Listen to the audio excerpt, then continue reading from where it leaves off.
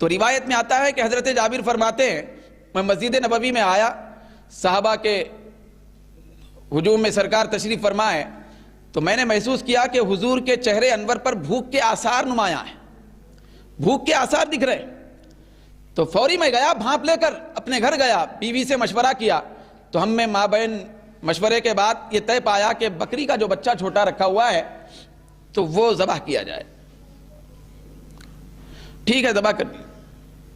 تو ذبح کرنے کے بعد اس کو پکایا گیا۔ حضرت جابر بارگاہ رسالت میں حاضر ہوئے اور عرض کرنے لگے سرکار میرے گھر دعوت ہے، انتظام کر کے آیا ہوں۔ تو سرکار نے فرمایا تم پہلے جاؤ، جا کے اپنی بیوی سے کہو ہانڈی نہ کھولی جائے، پکائی ہوئی ہانڈی نہ کھولی جائے۔ اس کے بعد سرکار تشریف لائے، دسترخوان بچھایا گیا، سرکار نے فرمایا کہ اب کھولو۔ اس کے بعد لاتے گئے، دیتے گئے، دیتے گئے، سرکار نے ہانڈی پہ کچھ پڑا تھا۔ تو اس کے بعد حضرت جابر کہتے ہیں سارے لوگ کھانا کھا لیے پیٹ بھر کے، لیکن ہانڈی میں جیسا کا ویسا موجود تھا، ہانڈی میں موجود تھا۔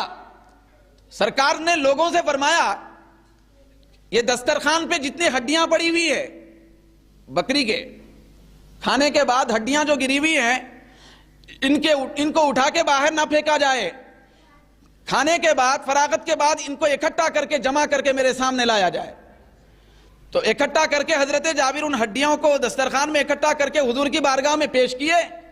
تو سرکار نے اپنے لب ہلائے، اور ہلا کے سرکار نے شاید یہی فرمایا، لب ہلتے ہوئے لوگوں نے دیکھے ہیں۔ روایت میں آیا کہ لب ہلے، حضور نے کچھ کہا، کہنا ہی تھا ذبح کی ہوئی کھائی ہوئی بکری کے ان ہڈیوں میں جان آ گئی، اور جیسی بکری پہلے تھی ویسی ہی اٹھ کے کھڑی ہو گئی۔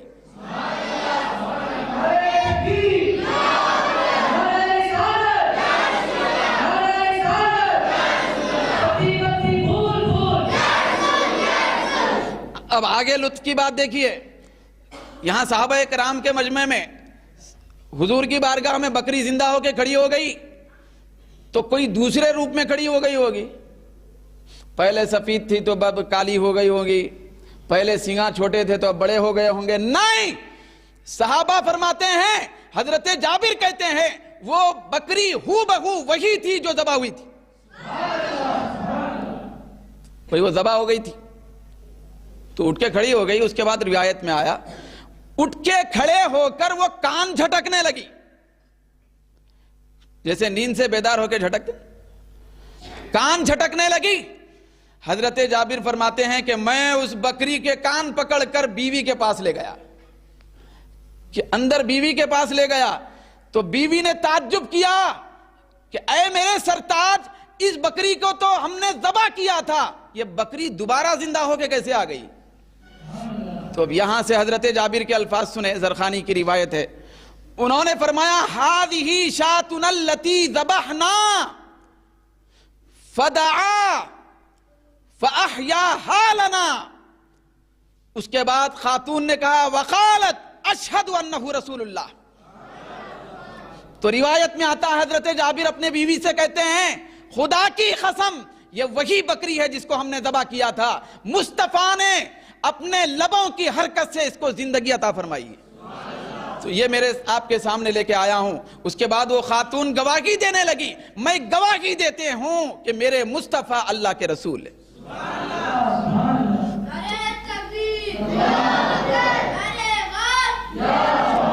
تو یہاں راز کیا تھا؟ بکری بھی ذبح ہو گئی، سب لوگ کھائے، کھانا بھی کافی ہو گیا، ہانڈی میں جیسا کا ویسا باقی ہے، بکری دوبارہ ان کو بھی عطا کی گئی۔ تو اس میں راز یہ تھا حضرت جابر نے کیسا ایسا کا سوال نہیں کیا تھا۔ کیا نہیں کیا تھا؟ اب حضرت جابر ہم ہوتے تو کیا کیا پوچھتے نہیں معلوم۔ بھئی آج کا بچہ بھی بہت ذہین ہو گیا ہے،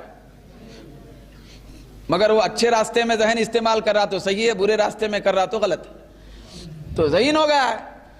تو ہم ہوتے تو آج کا آدمی ہوتا تو پوچھتا یا رسول اللہ سمجھ میں نہیں آ رہا، یہ ہڈیاں جمع کرو، دسترخوان پہ ہڈیاں جمع کر کے رکھو، اچھا نہیں لگتا ہے ہڈیاں جمع کر کے رکھنا، نہیں ہم لوگ پھینک دیتے بھائی اس میں راز کیا ہے ذرا پہلے بتائیے، بھائی اس میں کیا ہونے والا ہے، کیا حکمت ہے ذرا بتائیے. نہیں، صحابہ ساری حکمتوں سے بھی بحث نہیں کرتے تھے، ان کے پیش نظر ایک ہی حکمت تھی کہ یہ ہمارے آقا ہیں، ہم کو سننا ہے، ہم کو سننا ہے، بس پوچھنا نہیں ہے، سننا ہے. کیوں نہیں، کیا نہیں، کیوں، کس لیے، کیسا، کیسے، یہ سوال ہی ہمارے پاس نہیں ہے.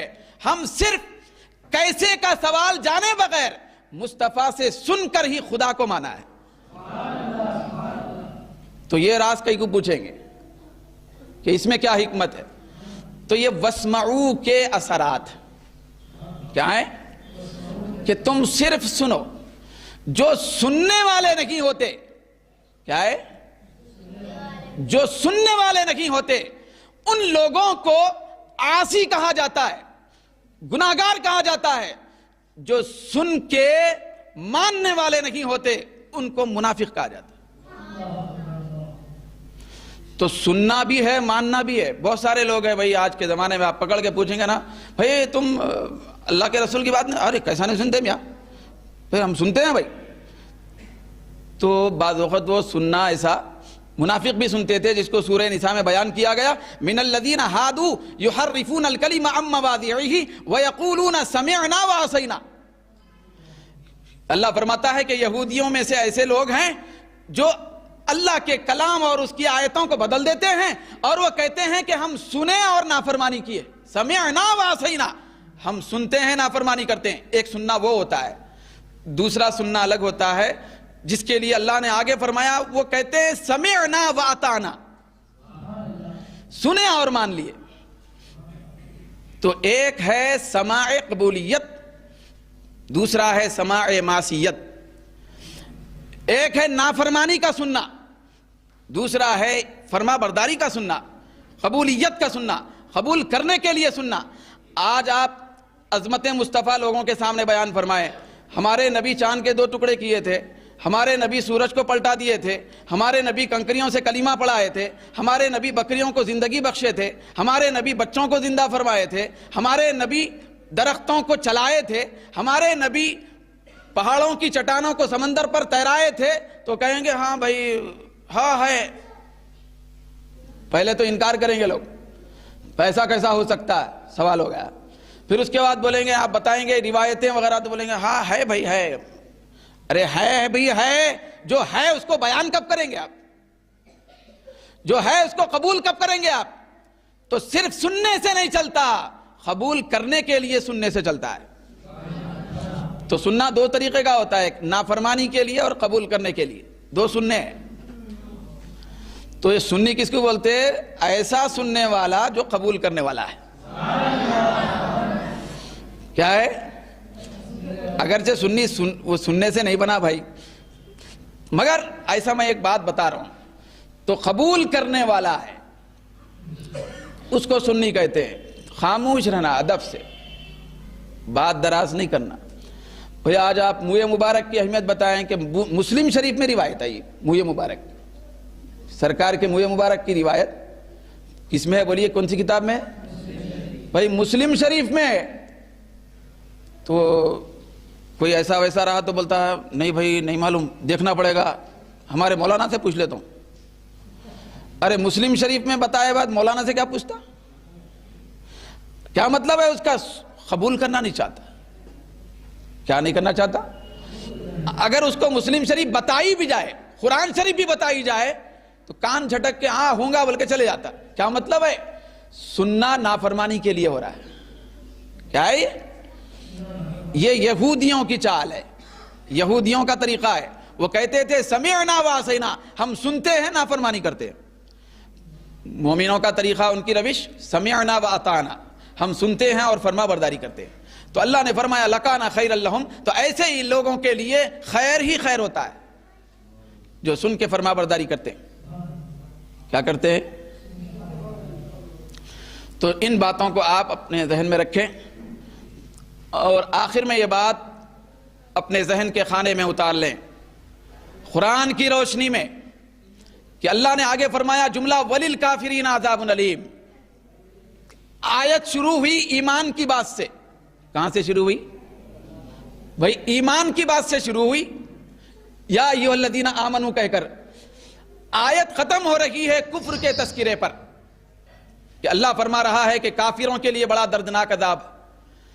ارے بھائی ابھی ایمان والے تھے, ابھی مومن تھے. یا ایھا الذین آمنوا اللہ نے فرما دیا تھا, مگر بیچ میں بے ادبی ہو گئی, رائنا کہہ گئے. اللہ فیصلہ سنا رہا ہے اگر ایمان والا پکا بھی تھا, جس کو ایمان والا ہونے کا ٹائٹل میں نے بھی دے دیا تھا, سند دے دی تھی, لیکن درمیان میں میرے محبوب کی بارگاہ میں ہلکی سی بے ادبی کر لیا. اللہ آگے فرماتا ہے اتنی بڑی سند ملنے کے بعد بھی وَلِلْكَافِرِينَ عَذَابٌ أَلِيمٌ, وہ کافر ہو جائے گا. جس کو ایمان کی سند اللہ دے دے پھر اس کے بعد اگر بے ادبی ہو گئی تو پھر کافر ہو جائے گا. کب ہو جائے گا؟ بے ادبی رسول پر. اتنا بڑا معاملہ ہے ادب رسول کا, اتنا بڑا معاملہ ہے محبت رسول کا, اتنی بڑی منزلت ہے عظمت رسول کی کہ ذری سی بے ادبی کا تصور بھی انسان کو تباہ تاراش کر دیتا ہے. لیکن دوستو آج ہم بڑے بے باک ہو گئے. بے باک لوگوں کی سوسائٹی میں ہم رہتے ہیں. بے باکی اور جرت لوگوں کی وطیرت اور فطرت بن چکی ہے کہ آج جس کے منہ پہ جو آ رہا وہ بول رہا. اب کیا بولتے ہیں, آپ 4 لوگاں کھڑے رہو, 12 لوگاں کھڑے رہو, مسجد میں رہو, پبلک رہو, بول رہا اٹھ کے ہاں ہمارے جیسے بشر تھے. استغفر اللہ. کیا بولتا؟ ہمارے جیسے ہی بشر تھے. بھئی ہمارے جیسے بشر تھے تو کلمے میں اللہ کے ذکر کے ساتھ مصطفیٰ کا ذکر کیوں ہے؟ لا الہ الا اللہ محمد الرسول اللہ. ہمارے جیسے بشر تھے تو آپ بتائیے کہ ہم کو کوئی آدمی 100 گالیاں بھی دے گا تو کافر ہوتا ہو؟ کافر ہوتا کیا؟ نہیں ہوتا بھائی. لیکن اللہ بتا رہا ہے قانون ادب مصطفیٰ کی بارگاہ کا, اگر میرے محبوب کی بارگاہ میں اچھا کلمہ بھی کوئی دوسرے بری نیت سے استعمال کر رہے ہوں, وہ اگر کوئی پکا مومن بھی استعمال کرے گا تو کافر ہو جائے گا. یہ نازک مقام ہے. کیا ہے؟ نازک مقام ہے سرکار کی بارگاہ کا. تو یہاں بہت نازکی سے چلنا پڑتا ہے. تو ہمیں چاہیے کہ میلاد کی خیرات اس طرح حاصل کریں کہ ہم زندگی بھر ادب رسول میں رہیں, ادب رسول کے ساتھ نماز پڑھیں, رسول کے ادب کے ساتھ زکوٰۃ دیں, رسول کے ادب کے ساتھ طواف کریں, رسول کے ادب کے ساتھ حج کو جائیں, رسول کے ادب کے ساتھ روزہ رکھیں, تو ہر نیکی میں برکت نصیب ہوگی. سب سے پہلے ادب رسول ہے, اور ادب رسول علم ایمان ہے. یہ قرآن میں ثابت ہو گیا, کیونکہ پہلی مرتبہ جب ایمان کے حوالے سے اللہ رب العزت بات فرما رہا ہے تو اس کے اندر نہ نماز کا ذکر فرمایا, نہ زکوٰۃ کا ذکر فرمایا, نہ روزے کا ذکر فرمایا. پہلی مرتبہ ایمان کے ٹائٹل کے ساتھ اگر کسی چیز کا ذکر فرمایا تو ادب رسول کا ذکر فرمایا. تو اس خلاصے سبق کو یاد رکھتے ہوئے ہم یہاں سے جانا ہے, پھر عملی طور پہ اس کو اپنے اوپر نافذ کرنا ہے کہ واقعتاً ہم ادب رسول میں آ جائیں, بدتمیزی اور بے ادبی ہمارے ذات سے نہ ہونے پائے. پروردگار عالم ہم سب کو اپنے محبوب کی بارگاہ کا اور اپنی بارگاہ کا ادب عطا فرمائے. آپ تھوڑا سا غور سے سنیں.